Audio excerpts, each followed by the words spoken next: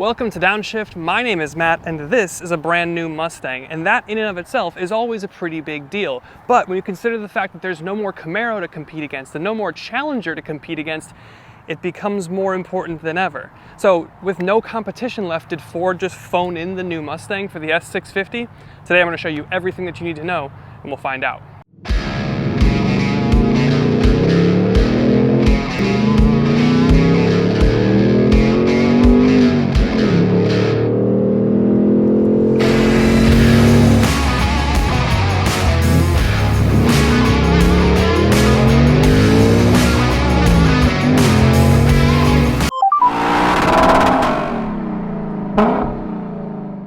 All right, first thing to cover, what's changed? Now this is the quote, new 650, S650. This is the 7th generation of Mustang.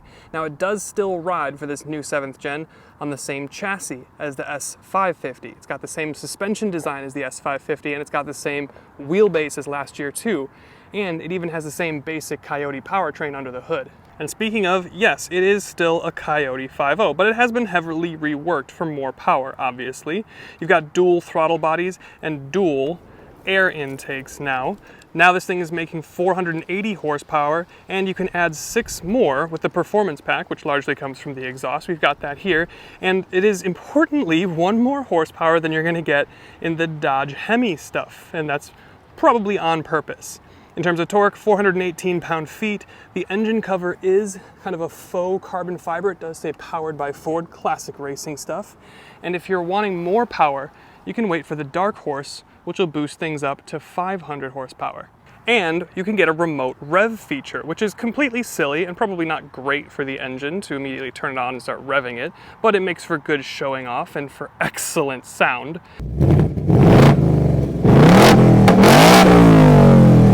It's very in keeping with the Mustang personality, and to be honest, the fact that you can't get a V8 NA anywhere else anymore, yeah, I'm gonna let it slide because it sounds amazing.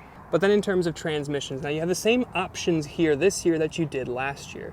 You either have a 10-speed automatic option, or the manual option that we have here is still the Getrag MT82. It does have auto rev matching, but you can only get a manual trans now in the V8, in the GTs or the Dark Horse. You will not get a manual rather in the EcoBoost. Now importantly, I said this is the MT82. You can get a Tremec 6-speed in your Dark Horse. And if you're gonna go on track, that might be worth it. And now I wanna talk about graphics. Now screens are obviously a big focus for this new car, and so are the graphics within them. And much like the Hummer EV family of vehicles, the graphics are done by Epic Games. And now I know people are offended by the screens, but I mean, look at these. These are cool. Like, who cares? I like these. These are very, very cool. Love the animations. You do also get different cluster views. You go into your pony here, cluster theme, and you got a bunch that you can choose from. You can get one to match your drive mode. Normal mode will look a lot like this. I hope you can see it. There's a sport that's a little bit more modern looking. Track is very classic. We've seen that in the S550. Calm will really remove stuff. This is very Mach-y vibes right there. And then everyone's favorite, the Fox body. It's like legit Fox body cluster. That's kind of cool. And I alluded to this before, but the people seem to be offended by the screens. And by the people, I mean every review I've watched and read. They seem bothered by the screens. Now, I don't totally get it. I'm not like an old school purist. We do lose the double bubble interior design for the dash in favor of the big dual screens. I get if you're familiar with that and you're attached to it, then that could be a bit of an issue, but personally, I don't see a huge issue here. Now, on the premium trim, these dual screens are going to be connected. You can see them as one unit here. On non-premiums, they're going to be split ever so slightly, which looks really disjointed and weird, so definitely get the premium if you can. But the thing is, the climate is now in the screen. It's okay. It's got like a little half-a-second latency right there, which I don't love, but it's ultimately fine. You do get wireless Apple CarPlay, wireless Android Auto, and it's running Sync 4, really updated system. It is, again, a little touch laggy, but other than that, it's a good system. But speaking of horses, listen to the blinker because it sounds like a horse galloping. Yep. And we play this game with all the BMWs, and since the Mustang is going to take the BMW competition style wheels, we might as well play it with the Mustang, and it's count how many horsies there are on the car. So that's 1. Very shockingly, not a single horse under the hood, although it does say Mustang, and powered by Ford. But you got a pony on either end of the headlight casing, so that's 3. Each of the wheel center caps, so that's 4 more, so that's 7. Plus, the Brembos here, they have a pony on them as well. Both fronts, so that's 9. Blinking, you might miss it, but here it's running across the dashboard on the glass, that's 10. No ponies for the rear brakes though, and not a single pony on the rear. However, going across your rear, you have each generation of Mustang silhouette. That's pretty cool.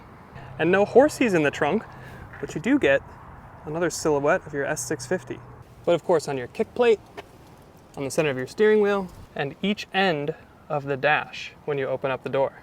Plus you've got one on your center here, and of course passenger side, as well as on the dash. And a whole plethora in the screens, and finally, on the key.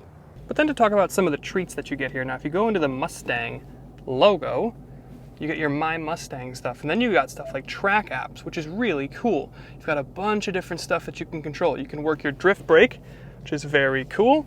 You've got line lock to warm up your tires like a responsible gentleman or lady. You've also got launch control where you can program just how hard and aggressive you want to destroy your clutch. And you've got auto rev matching that you can turn on and off. It is nice and is again going to save your clutch if you are going to be driving this hard and if you're not great at heel and toe. But you do have menus for acceleration timers, so you can clock your 0 to 60, your quarter mile, and your 1/8 mile. You've got braking performance, so how far is it taking you to stop from 60 or 100 miles an hour. You've got a lap timer, you can program in different tracks. Would be nice to have Road America in there. And of course you've got launch settings. Again, you can launch this thing as hard as 7,000 RPM, but that's really only if you hate your clutch. I don't, so I'm gonna launch it at a nice, respectable, gentlemanly 3,500. And of course you've got shift indications, so when do you want it to flash at you to shift? But that's just track apps. Then you go into auxiliary gauges, which is super awesome and very nice to have while we were on track. And you can customize what you want to see. Oil temperature for your axle, cylinder temperature, oil pressure, inlets, accelerometer. I mean, all of this stuff, like crazy amounts of detail. Very, very helpful on track. And of course, we go into here. These are how you control your drive modes, by the way. You've got normal, sport, slippery, track, but you've got custom 1 and 2. And you go into here, custom, and you can customize up to 6 different driver profiles: steering, damping, engine response, traction control, exhaust, and sport cluster. Well, whatever kind of cluster you want. Maybe Fox body. And I've actually really liked this. I like having this menu here, and then you have exhaust modes right here. Sometimes I just want to bop around in chill mode. I don't need full performance, but I want to hear all the sound. So you've got track exhaust, sport exhaust, normal exhaust, and respectful neighbor exhaust. And I think we've touched on this thing a couple times. Now this is your handbrake, but it's what Ford's calling a drift brake. I've tried it a couple times on the track. I didn't really love it. Now I probably could have watched a video on how to actually use it and maybe would have figured it out, but I found that all natural for drifting. For me, this was okay. But this is, I guess this would be nice if you were actually gonna enter Formula Drift and really take it seriously, but on the road day to day, it is just it's kind of awkward because you don't get that satisfying clicking sound when you engage it when you're parking. So I don't really know how I feel about this. And I'm not gonna go back there, but I'll lay B-roll over. You still have rear seats, and they're still just about as practical as they kind of always have been. You don't have vents back here, you don't have cup holders back here, you don't have chargers back here. This is just kind of maybe a place you put your dog or some stuff, or the seats fold, so it is pretty practical. And this and the 2 Series are the only ones to offer rear seats anymore, so I guess I'll take it, but it's not like I want to be back here at 6'1". And this may be a Mustang, but ever since last generation, it's been more of a genuine performance car than an old, big, heavy muscle car.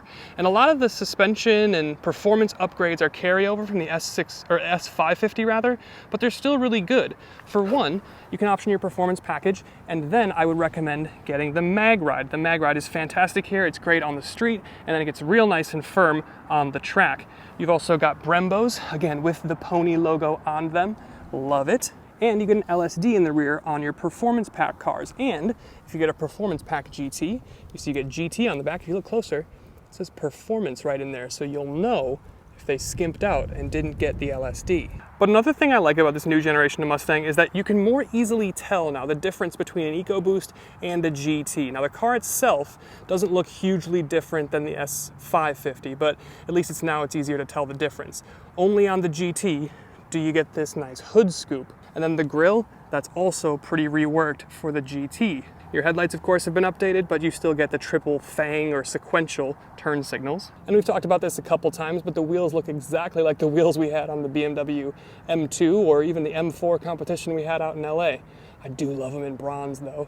And look at these flared rear hips. Now, if that isn't visual drama, I don't know what is. And then of course there's a handful of GT badges. We talked about that one a second ago, but you still get 5.0 on your front quarter panel. And you'll notice that on your 5.0, as well as your wheels and your rear badge, they're finished in bronze. And this is part of the bronze accent package, which I am a huge fan of. And if you didn't know, the tastemakers are saying that bronze accents are the new black accents. So get you some bronze. But whatever you do, however you spec your Mustang, get the wing. The wing is cool. But then let's talk about some interior stuff. Now, you don't get the double bubble dash design anymore. And I know purists will miss that, especially because everyone seems so triggered by the fact that it has screens in 2024. I can't believe it. But you also don't get any more toggles down here, which I am genuinely kind of bummed by. These are still nice buttons to have, but they're cooler when they're toggles. You know, same thing with the Raptor and the overhead. But speaking of overhead, this one doesn't have it, but you can option like a USB outlet up here. So if you wanted to attach a GoPro to do track stuff, you could do that. That's cool. But there's also a bunch of stuff in here that looks the same from last year. Like your shifter looks pretty much the same as last year. Your cup holders, pretty much your entire center console here looks exactly the same as last year. But I will say it, maybe it's just the design playing tricks on me, but it feels nicer. It feels like the build is a little bit more solid. The materials are a little bit higher end. This has the nice kind of like off-white Recaros. Love the fact that we have off-white here. But you can also now get, what is it called? Ember Glow orange interior. That's wild. But speaking of the seats, these Recaros are great. They're comfy enough to be nice and livable day to day, and I really enjoy having this bolstering when I was on the track. They are heated and they can be cooled. You also get now a safety suite. Well, I shouldn't say now, but you do get a safety suite here, and you get adaptive cruise even on the manual that we have here. Take notes, BMW M2. You've also got lane centering, and a bunch of that stuff is working off the camera on your rear view mirror. And the last thing, as it always is price. Now, a GT Mustang starts at $42,500. That's a bit more expensive than the S550 started, but obviously. The GT Premium starts at $47,000, and as tested here with the Performance Pack and the Mag Ride, we're at $61,600. Now, a Dark Horse starts at $59,000. If you are going to take this thing on a track, if you're already optioning Mag Ride in the Performance Pack, I might just go Dark Horse. But by the time you spec out a Dark Horse to similar what you have here, it's gonna be like mid-70s, so that's big money. But now, I think we'll grab the key and hit the track.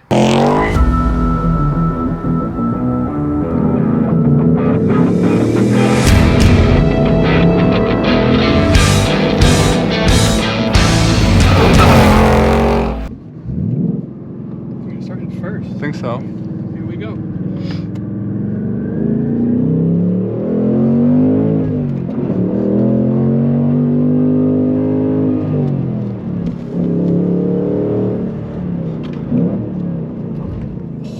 That's better. More confident on the brakes.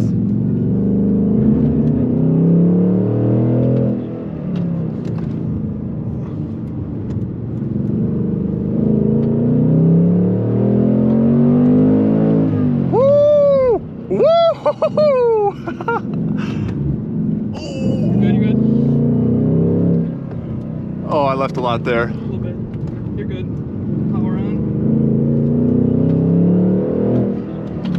Oh yeah, these brakes are good. I have a lot. I have a lot more I can push them to.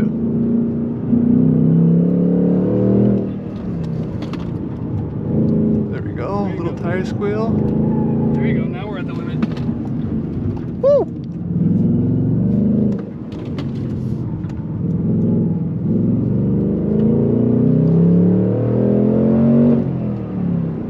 $103, only a second? Improvements though, improvements.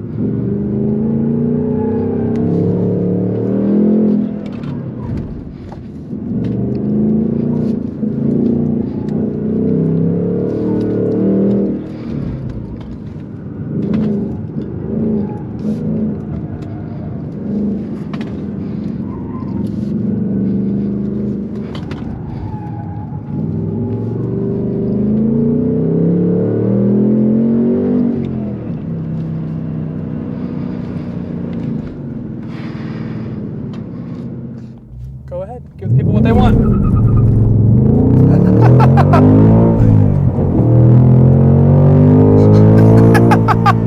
That is, in fact, what the people want. Yes. At least that's what I want.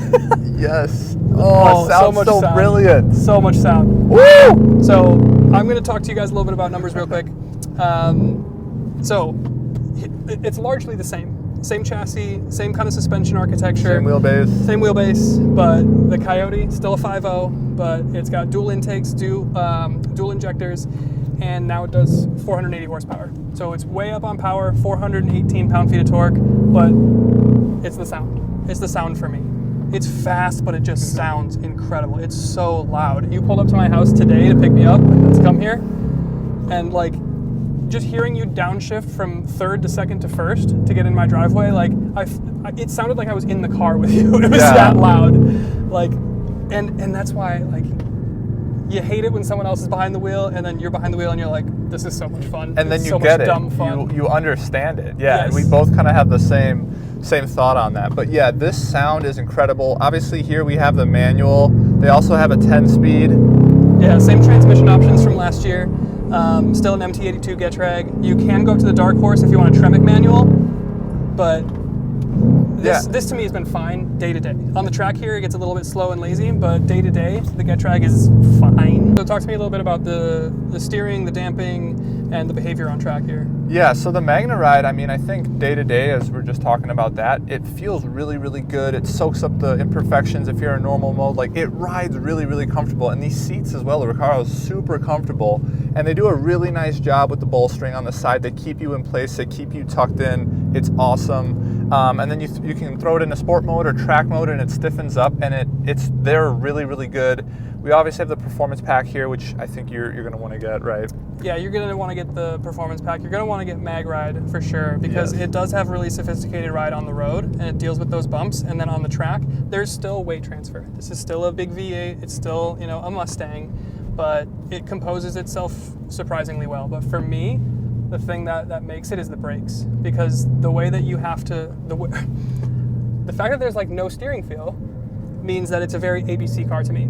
It's a very much get your braking done, spot your apex, turn in, and then get on power. Which of course it sounds like I'm just explaining like track driving, but there's other cars where you can do some of those things like and bleed into some of those things. This is a very like ABC. Do this, do that, do that. But the brakes here are fabulous. I love the Brembos. The brakes are fabulous. I think, just going back to the steering feel, I think that's where probably my biggest actually complaint about the whole thing is that it's just a little bit numb. Like, there's no real feel. You sense that you're understeering because you can see After you've been understeering for a few feet. Exactly, but you don't feel that it's going to give. You don't feel that you're actually understeering. Like, the weight in the steering wheel is the same if I'm taking a corner at 2 miles an hour or 50 miles an hour. It kind of feels the same and it kind of feels numb, and I think that's probably this thing's biggest weakness. But again, I never really think that a Mustang was intended to be. Yeah, I mean, it wasn't if that's the only deficiency, then it's not bad. It's a good car. It's a lot of fun. We had a lot of fun taking it around the Motorplex here at Road America. So again, thank you to them. But I want to talk about price real quick. Yeah. This as tested is 61.6. Just for reference, the BMW M2 starts at 63.2. So like $2,000 more for an M2. Yep. Is this too much money? I mean, I think it's just this day and age. All cars are getting more expensive now. The average price for a car, I looked this up the other day, it's like in the mid-50s. So, I mean, this to be 62, I don't think it's like unreasonable. I do think the whole market in general is crazy though, and cars in general are expensive, but compared to other cars, like, I think this is reasonably priced. Yeah, and it's like you would look to like the Camaro or the Challenger as like a comparison, but they don't exist anymore. So if you want a V8, this is it. Ford can kind of charge whatever they want because they're the only name in the game now that's bringing in an NA V8, 6-speed manual, rear drive. Like, this is the only name in the game, and that has so much character and personality. And like, for me, that's why I think it's at the top of my list. So I'll list off the competitors in my list in my order. I'm gonna wait until that's done because that sounds amazing.